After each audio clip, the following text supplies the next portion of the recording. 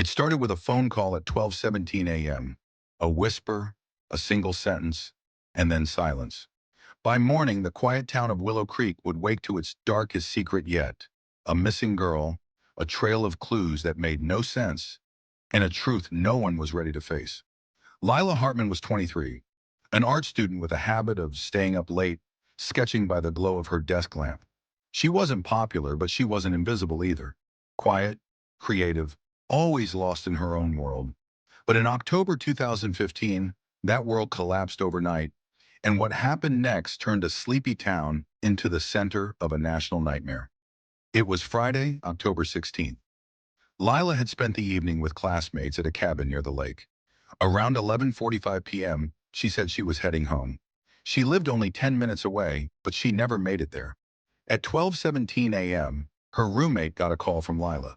The only thing she heard was, "Someone's here." Then the line went dead.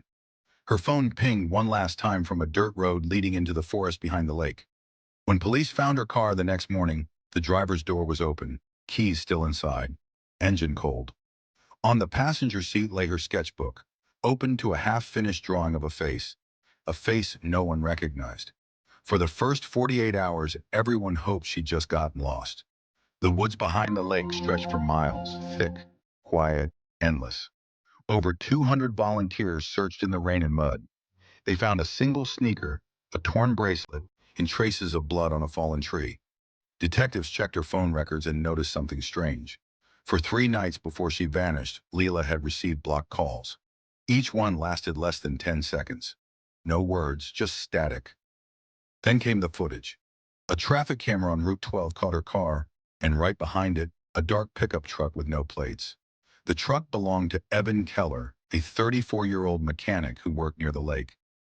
Locals said he was quiet and helpful, but obsessed with crime documentaries and missing person stories. When questioned, he swore he'd never met Lila. But that lie didn't last. Her sketchbook carried his fingerprints on the back cover. And inside his workshop, detectives found something chilling: a painting. It was the same unfinished drawing from Lila's sketchbook. Completed. Same face. Same smile. When asked how he knew what to paint, he simply said, "She told me to finish it."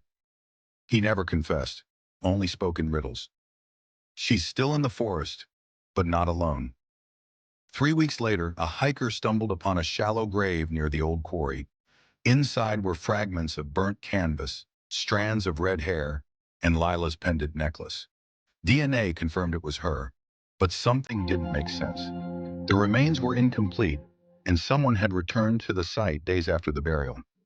Security footage from a gas station 2 miles away showed Evan Keller's truck passing by the same night the grave was disturbed. When police found him, he was sitting in an abandoned barn, silent and still, staring at a sketch pinned to the wall. A portrait of himself, signed in Lila's handwriting. He whispered one final sentence before they took him away: "She's still painting." Evan Keller was declared unfit to stand trial. Doctors said he suffered from paranoid schizophrenia. He claimed Lila lived through her art and that he only helped her finish what she started.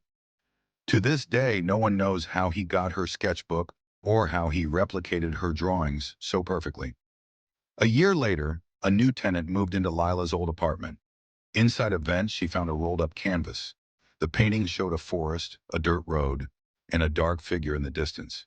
In the bottom corner, written faintly in pencil, were the words, "He's still there." Some stories end with answers. This one only left shadows.